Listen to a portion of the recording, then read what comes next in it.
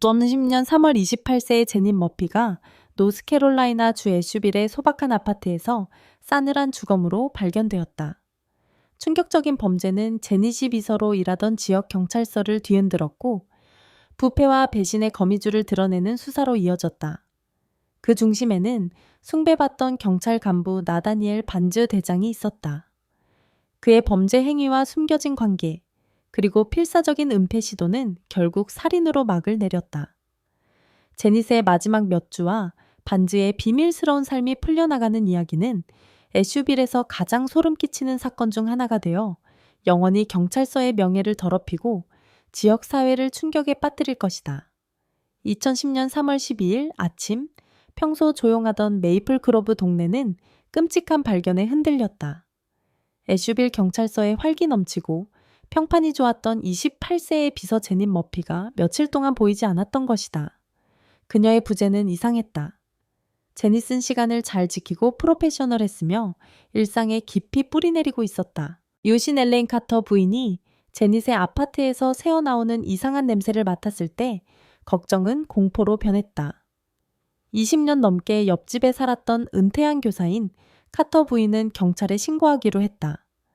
경찰관들은 오전 9시 15분에 도착했고 그들의 도착은 이른 봄 아침의 고요함을 깨는 날카로운 사이렌 소리로 알려졌다. 허약하지만 단호한 카터 부인은 현관에 서서 손을 비비며 출동한 경찰관들에게 말했다. 그녀는 제닛을 며칠 동안 보지 못했고 평소처럼 야간 근무를 하고 있다고 생각했다고 설명했다. 하지만 그 냄새에 역겨운 금속성 악취는 그녀가 전에 경험한 것과는 전혀 달랐다. 그것은 숨 막힐 듯 무거웠고 마치 짙은 안개처럼 공기에 달라붙어 있었다. 경찰관들이 제닛의 소박한 원룸 아파트에 들어갔을 때 그 광경은 그들이 예상했던 것과는 전혀 달랐다. 한때의 따뜻함과 활기로 가득했던 거실은 이제 혼란스럽고 알아볼 수 없게 되었다. 커피 테이블은 옆으로 쓰러져 있었고 장식 램프에 깨진 유리 조각이 부드러운 아침 햇살에 반짝였다. 쿠션은 방 전체에 흩어져 있었고 희미한 핏자국이 거실 카펫에서 복도 가장자리로 이어졌다. 오전 9시 37분 경찰관들은 침실 바닥에 널브러진 제닛의 싸늘한 주검을 발견했다. 그녀의 얼굴은 멍들어 있었다. 그녀의 목에는 깊고 검게 변색된 교살 자국이 있었고 평소 깔끔했던 그녀의 모습은 폭력으로 얼룩져 있었다. 한때 밝았던 그녀의 눈은 이제 흐릿하고 생기가 없었으며 공포와 고통에 질린 표정으로 위를 응시하고 있었다. 침실 또한 마찬가지로 엉망이었다. 서랍은 열려 있었고 누군가 필사적으로 무언가를 찾은 것처럼 옷이 사방에 흩어져 있었다. 오전 10시까지 범죄 현장은 확보되었고 애슈빌 경찰서는 최고의 형사인 매튜 크레인과 올리비아 젠슨을 파견하여 사건을 맡도록 했다. 두 사람 모두 끈기와 복잡한 사건까지 풀어나가는 기술로 유명했다. 40대 후반의 과묵한 남자 크레인은 많은 비극을 겪었지만 아파트에 들어서는 순간 익숙한 불안감이 느껴졌다.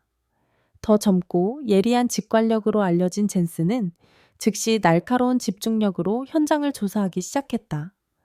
강제 침입의 흔적이 없다는 것은 형사들에게 경고 신호였다. 제닛은 신중한 것으로 알려져 있었다. 그녀는 아무에게나 문을 열어주지 않았을 것이다. 이것은 그녀가 공격자를 알고 있었을 가능성을 나타낸다.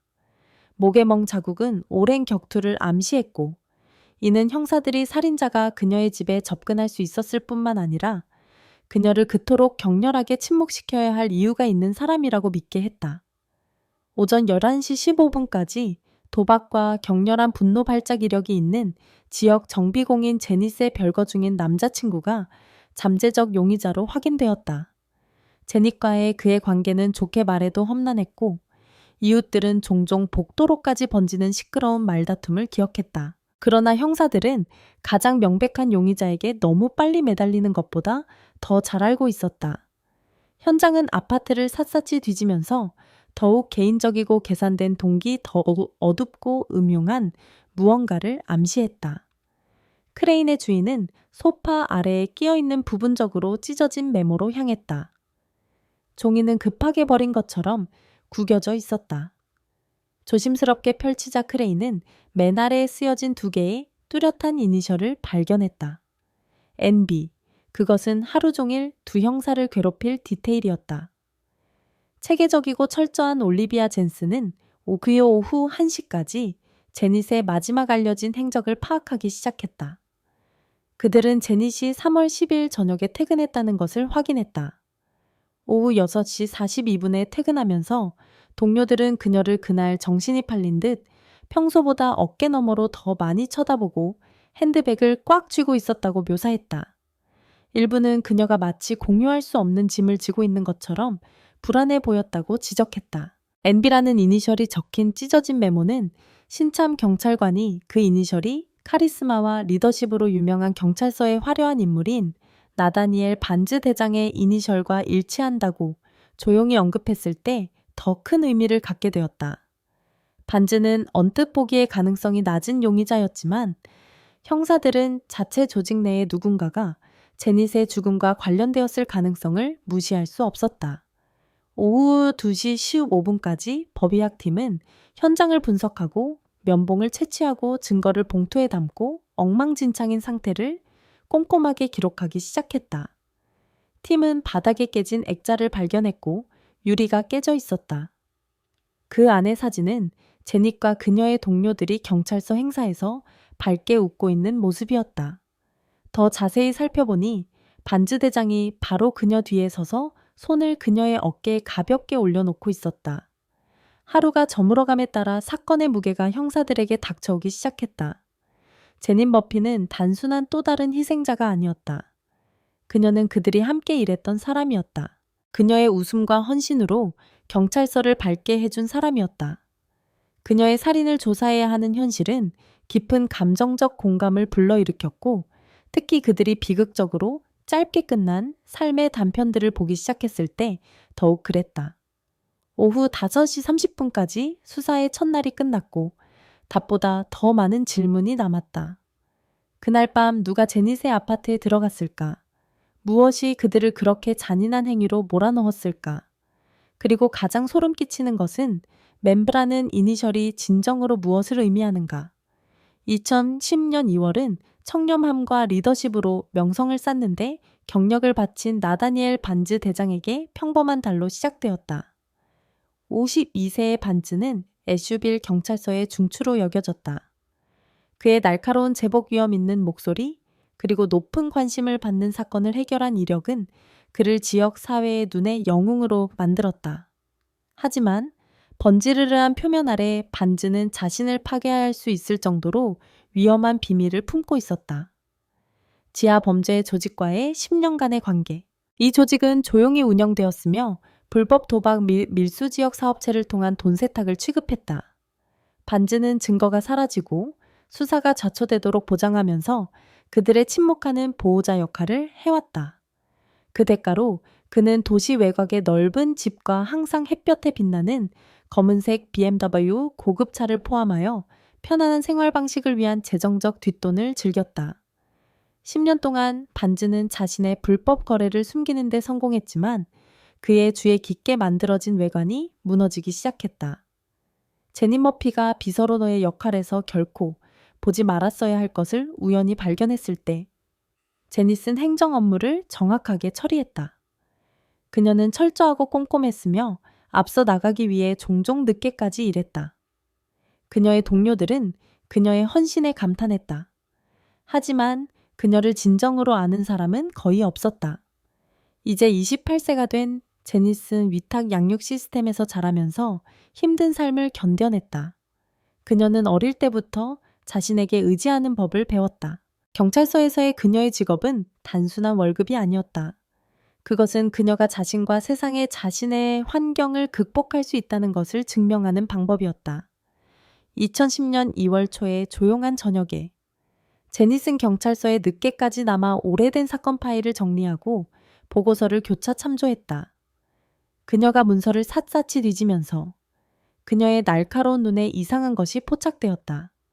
공식 보고서에서 종결된 것으로 표시된 일련의 재정 기록이 맞지 않았다. 거액의 돈이 유령 회사와 연결된 계좌로 이체되었고 여러 조사에서 비정상적인 불일치가 있었다. 기록. 불법 활동으로 이전에 플래그가 지정된 지역 사업체의 이름이 갑자기 중단된 보고서에 반복적으로 나타났다. 처음에는 제닛이 단순한 오기라고 치부했지만 그녀의 호기심이 그녀를 압도했다. 그녀는 더 깊이 파고들어 이러한 이상 징후를 다른 기록과 교차 참조하기 시작했다. 며칠 후 소름 끼치는 패턴이 나타났다. MB라는 동일한 이니셜이 거의 모든 의심스러운 사건에 서명했다. 천천히 조각들이 제자리를 찾았다. 경찰서의 황금소년인 나다니엘 반즈 대장은 범죄 행위에 공모했을 뿐만 아니라 그것을 조장하고 있었다. 자신의 발견의 심각성을 깨달은 제니슨 공황 상태에 빠졌다. 그녀는 반즈에게 직접 맞설 수 없다는 것을 알았다. 그는 강력하고 존경받으며 그녀의 신용을 떨어뜨리거나 침묵시킬 수 있었다. 처음에는 그녀가 발견한 것을 무시하고 그것이 그녀의 문제가 아니라고 스스로에게 말하는 것을 고려했다. 하지만 범죄자들이 자유롭게 활보하고 반즈의 부패를 가능하게 한다는 생각은 그녀를 괴롭혔다. 제닛은 익명으로 그를 폭로할 희망으로 증거를 수집하기로 했다. 그녀의 한때 일상적인 날들은 신중한 균형 잡기가 되었다. 낮에는 직장에서 쾌활한 태도를 유지하며 종종 따뜻한 미소로 그녀의 책상을 지나가는 반즈와 정중한 인사를 주고받았다.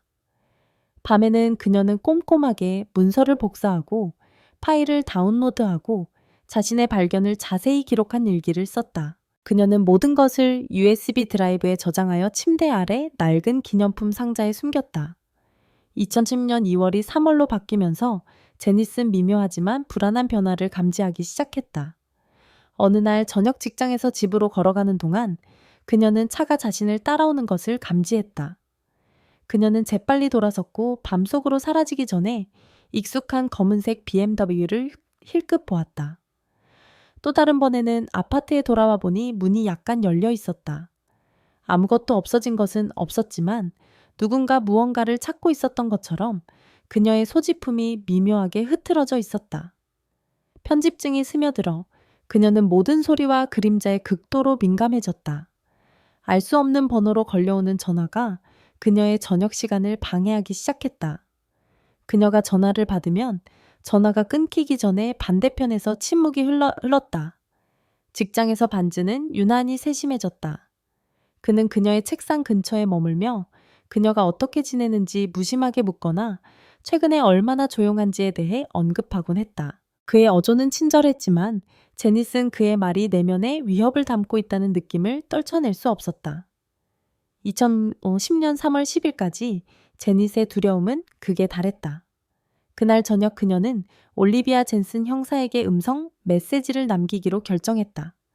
그녀의 메시지에서 그녀는 반즈의 이름을 직접적으로 언급하지 않았지만 경찰서 내 부패를 암시했다. 그녀의 목소리는 떨리며 젠슨에게 재정 기록과 과거 사건을 더 깊이 조사해달라고 촉구했다. 제닛은 가능한 한 오랫동안 익명으로 남기를 바라며 자신의 이름을 남기지 않았다. 그날 밤 늦게 반즈가 제닛의 아파트에 나타났다. 그녀는 누구에게도 자신의 거주지를 말하지 않았지만 반즈의 존재는 그녀의 최악의 두려움을 확인시켜 주었다.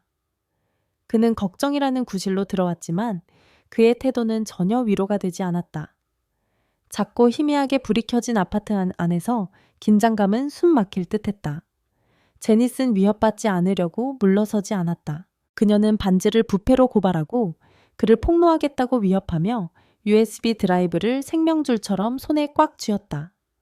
반즈는 눈에 띄게 흔들렸지만 침착하게 그녀와 설득하려고 노력했고 그의 목소리는 침착했지만 그의 눈은 분노로 가득 차 있었다. 말다툼은 격화되어 고함치는 싸움으로 변했다. 절망적인 순간에 제닛은 문으로 뛰쳐나가려고 했지만 반즈는 그녀의 팔을 잡고 잔인한 힘으로 그녀를 뒤로 잡아당겼다. 다음에 일어난 일은 분노와 두려움의 흐릿한 모습이었다. 당황한 반즈는 제닛을 교살했다. 그녀의 몸이 축 늘어질 때까지 그녀의 목을 조이는 그의 손. 잠시 동안 방은 고요해졌고 그가 한 일에 대한 현실이 가슴에 와닿으면서 반즈의 거친 숨소리만이 들렸다. 그는 비틀거리며 뒤로 물러서며 바닥에 있는 제닛의 싸늘한 모습을 바라보았다. 다음 몇 시간 동안 반즈는 아파트를 꼼꼼하게 청소하고 표면을 닦고 자신을 범죄와 연결할 수 있는 모든 것을 제거했다. 그는 제닛의 메모와 서류를 모아 그녀가 수집한 증거의 사본을 필사적으로 찾았지만 소파 아래 찢어진 메모와 가장 중요한 것은 제닛이 그날 저녁 일찍 숨겨둔 USB 드라이브를 간과했다. 2010년 3월 11일, 이른 아침 반즈는 자신의 존재의 모든 흔적을 지웠다고 확신하며 아파트를 떠났다. 하지만 서두르는 바람에 그는 제닛의 재치 능력을 과소평가했다. 그녀가 수집한 증거는 곧 다시 떠오를 것이고 그의 궁극적인 몰락의 발판을 마련할 것이다. 제닛 머피 살인 사건에 대한 수사는 느리고 꼼꼼한 과정으로 시작되었다. 그러나 2010년 3월 15일 그녀의 시신이 발견된 지 사흘 만에 매튜 크레인 형사와 올리비아 젠슨 형사는 그녀와 가장 가까운 사람들에 대한 점점 더 많은 질문에 직면하게 되었다. 존경받는 경찰 간부인 반즈는 처음에는 동료이자 증인으로 접근했다. 그러나 그의 행동과 진술의 불일치가 빠르게 그들의 주의를 끌었다. 반즈는 제닛이 마지막으로 살아있는 모습이 목격된 2010년 3월 10일 밤 그의 행방에 대해 질문을 받았을 때 알리바이를 제시했다. 그는 부서 보고서를 검토하고 곧 있을 지역 사회봉사 프로그램과 관련된 전화를 걸면서 집에 있었다고 주장했다. 언뜻 보기에 그의 설명은 그럴듯해 보였지만 면밀히 조사한 결과 작은 균열이 나타나기 시작했다. 우선 뒷받침하는 증거가 없었다. 그의 아내는 여동생을 방문하기 위해 외출 중이었고 반즈는 아무도 그를 방문하거나 전화하지 않았다고 주장했다. 그날 저녁 2010년 3월 18일까지 크레인과 젠스는 전화 기록 및 기타 데이터를 샅샅이 뒤지면서 반즈의 알리바이를 재검토했다. 그의 통화 기록은 하루 일찍 활발했지만 저녁 8시 30분 이후에는 활동이 없었는데 이는 종종 워커홀릭으로 묘사되는 남성에게는 이례적인 일이었다. 형사들은 반즈가 제닛의 죽음에 대해 슬픔과 후회를 표현하면서도 그녀에 대해 이야기할 때 얼마나 이상하게 단절된 것처럼 보이는지 무시할 수 없었다. 그의 말에는 동료를 애도하는 사람에게 기대되는 개인적인 따뜻함이 부족했다. 그들은 매일 함께 일했다. 2010년 3월 20일 제닛의 아파트 근처 편의점의 감시 카메라 영상이 검색되었을 때 획기적인 발전이 있었다. 흐릿하지만 선명한 영상에는 살인사건이 일어난 밤 오후 9시 45분경 검은색 BMW가 주차장으로 들어오는 모습이 포착되었다. 차량은 제닛의 건물 방향으로 떠나기 전에 10분 동안 주차되어 있었다. 타임스탬프는 수사관들이 제닛의 살인자가 도착했다고 믿는 시간과 일치했다. 영상에는 운전자가 보이지 않았지만 반즈가 항상 꼼꼼하게 깨끗하고 놓치기 어려운 검은색 BMW를 운전한다는 것은 경찰서 내에서 널리 알려져 있었다. 비디오 증거는 크레인과 젠슨의 커져가는 의심을 더했다. 한때 건드릴 수 없다고 생각했던 반즈가 그들의 수사의 중심인물이 되어가고 있었다. 그러나 형사들은 반즈처럼 강력한 사람을 연루시키기 위해서는 정황 증거 이상의 것이 필요하다는 것을 알았다. 경찰서 내 그의 지위와 주의 깊게 만들어진 이미지는 그를 강력한 상대로 만들었다. 2010년 3월 23일 사건의 방향을 바꾼 또 다른 폭로가 표면화되었다. 멜라니 하퍼라는 젊은 여성이 경찰에 연락했다. 그녀는 제닛의 오랜 친구였다. 제닛이 어려운 시기에 신뢰했던 사람. 멜라니는 살인사건이 일어나기 하루 전인 2010년 3월 9일에 제닛으로부터 소포를 받았다고 설명했다. 우표가 찍히고 제닛의 글씨로 라벨이 붙은 소포에는 USB 드라이브와 간단한 메모가 들어있었다. 제닛의 서둘러 쓴 메모에는 멜라니에게 드라이브를 신뢰할 수 있는 권한 있는 사람에게 전달하라고 지시했다. 그녀에게 무슨 일이 생기면 2010년 3월 24일에 USB 드라이브가 열렸을 때 그 내용은 형사들을 깜짝 놀라게 했다. 드라이브에는 반즈에 대한 유죄 증거가 가득했다. 유령 회사를 통해 그에게 흘러간 자금의 자세한 재정 기록이 있었다. 반즈와 범죄 지하 세계의 알려진 인물 간의 이메일, 그리고 기밀로 표시된 기밀 경찰 파일 사진. 반즈가 각 파일을 의도적으로 변경하거나 파기했다는 사실은 반즈가 개인적인 이익을 위해 수년 동안 자신의 권력을 남용해 온 사람으로 비난받는 그림을 그렸다. 증거에는 또한 제닛의 의심에 대한 개인적인 문서로 보이는 퍼스널 노트지라는 제목의 폴더가 포함되어 있었다. 그녀는 반즈에 대한 커져가는 두려움을 기록했고, 그녀가 그를 지켜보고 그녀를 따라다니고 그녀의 죽음에 이르기까지 몇 주 동안 미묘하게 그녀를 위협하는 것을 어떻게 알아차렸는지 자세히 설명했다. 그녀의 메모에는 아파트가 어지럽혀져 있는 것을 발견하는 것에 대한 그녀의 편집증과 침묵으로 끝나는 늦은 밤 전화에 대한 소름 끼치는 설명이 포함되어 있었다. USB 드라이브에 있는 제닛의 마지막 메모는 특히 잊혀지지 않았다. 그녀는 결과가 두려웠음에도 불구하고 반즈를 폭로하기로 한 결정에 대해 썼다. 그녀는 옳은 일을 하는 것과 자신을 보호하는 것 사이에서 갈등하며 갇힌 느낌을 묘사했지만 궁극적으로 청렴의 길을 택했다. 그것은 그녀의 목숨을 앗아간 선택이었다. 2000년 3월 26일까지 형사들은 반즈에 대한 강력한 증거를 구축했다. 그들은 그의 속임수의 깊이에 놀라며 파일을 반복적으로 검토했다. 그들에게 가장 큰 충격을 준 것은 범죄 행위뿐만이 아니라 증거가 얼마나 개인적으로 느껴지는가였다. 제닛은 모든 것을 기록하는데 큰 주의를 기울였고 그녀의 꼼꼼한 성격은 아무것도 해석에 맡기지 않도록 보장했다. 모든 파일, 모든 사진 및 모든 메모는 진실을 밝히기 위해 모든 것을 감수한 여성의 이야기를 들려주었다.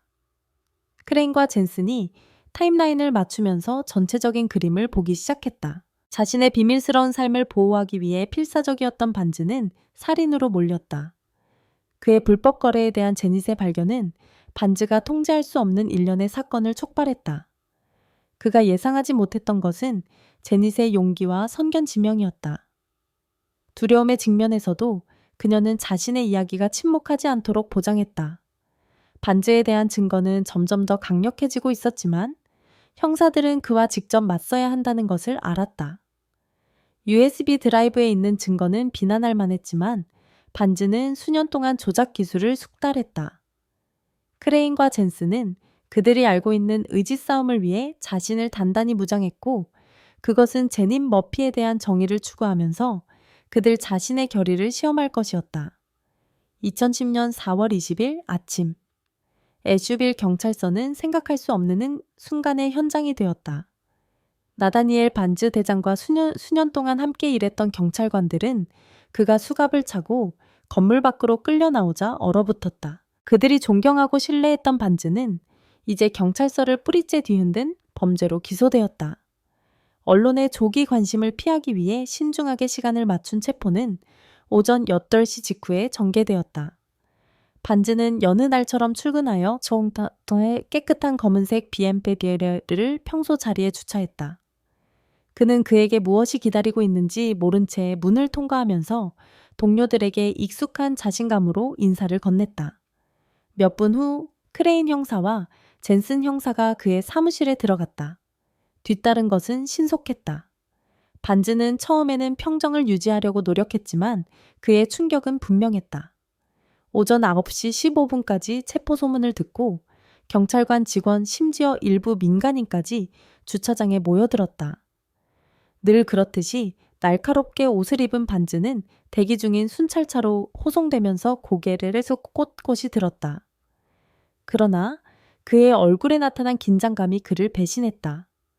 일부 동료들은 이 순간을 그들이 알고 있다고 생각했던 사람과 화해할 수 없어 고개를 돌렸다. 신문실 안에서 반즈는 비난을 회피하려고 시도했다. 그는 자신에 대한 증거가 날조되었다고 주장하고 제닛의 죽음은 통제 불능 상태가 된 비극적인 사고라고 주장했다. 그의 목소리는 꾸준했지만 떨리는 손은 다른 이야기를 했다.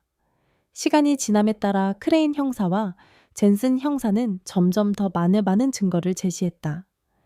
그들은 그에게 2000년 3월 10일 제닛의 아파트 근처에 있는 그의 차의 감시 카메라 영상을 보여주었다.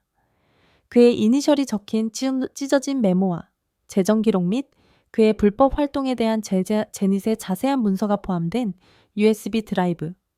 반지의 침착한 외관이 무너지기 시작했다. 그는 회피해졌고 새로운 증거가 그를 올가매면서 그의 좌절감이 드러났다. 오후 2시 30분까지 반지의 이야기는 풀렸다. 크레인과 젠스는 끊임없이 질문하면서 그의 이야기에서 모든 간극을 드러냈다. 한때 존경받던 대장은 더 이상 통제할 수 없었고 그의 행동의 무게를 부인하는 것은 불가능해졌다. 그 후 몇 주 동안 재판 준비가 시작되었다. 2010년 6월까지 이 사건은 전국적인 관심을 불러일으켰고 법정은 사람들로 가득 찼다. 소송 첫날, 기자들은 모든 세부 사항을 포착하기 위해 뒷줄을 가득 채웠다. 캐롤라인 헤이스 지방검사본은 반지를 책임으로부터 자신을 보호하기 위해 수년 동안 자신의 권력을 남용한 사람으로 제시하면서 정확하게 기소를 주도했다. 그녀는 지하 범죄 조직과의 그의 관계와 제닛이 진실을 밝혀냈을 때 그녀를 침묵시키려는 그의 필사적인 시도를 자세히 설명했다. 증거는 비난받을 만했다. 감시 카메라 영상 찢어진 메모 및 USB 드라이브는 반지의 죄책감에 대한 명확한 그림을 그렸다. 제닛의 꼼꼼한 문서는 그녀가 그를 폭로할 준비를 하면서 그녀의 커져가는 두려움을 드러냈고 그녀 자신의 손으로 쓴 마지막 메모는 법정을 침묵시켰다. 제닛의 용기는 부인할 수 없었고 그녀의 말은 참석한 모든 사람에게 깊은 영향을 미쳤다. 제닛의 친구와 동료의 증언은 사건을 더욱 강화했다. 제닛의 USB 드라이브를 받은 멜라니 하퍼는 그들의 우정과 제닛의 마지막 몇 주 동안의 편집증에 대해 눈물을 흘리며 말했다. 그녀의 두려움에도 불구하고 진실을 폭로하려는 제닛의 결심에 대한 그녀의 설명은 많은 사람들을 눈물짓게 만들었다. 유명 변호사 마틴 그레샴이 이끄는 반지의 변호인단은 증거의 신빙성을 떨어뜨리려고 노력했다. 그들은 이 사건이 정황적이라고 주장하고 제닛을 반지의 행동을 오해한 문제가 있는 여성으로 묘사했다. 그들은 그녀의 죽음이 사고라고 주장했지만 그들의 세련된 주장은 압도적인 증거의 무게에 대항하지 못했다. 2010년 6월 28일까지 배심원단은 6시간의 심의 끝에 판결에 도달했다. 반지는 1급 살인죄로 유죄 판결을 받았다. 판결이 낭독되자 법정은 감정으로 가득 찼다.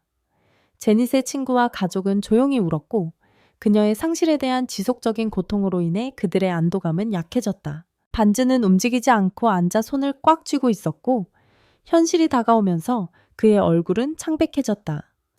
2010년 7월 5일 반지는 가석방 없는 종신형을 선고받았다. 그의 몰락은 SUV를 뿌리째 뒤흔든 사건의 종말을 알렸다.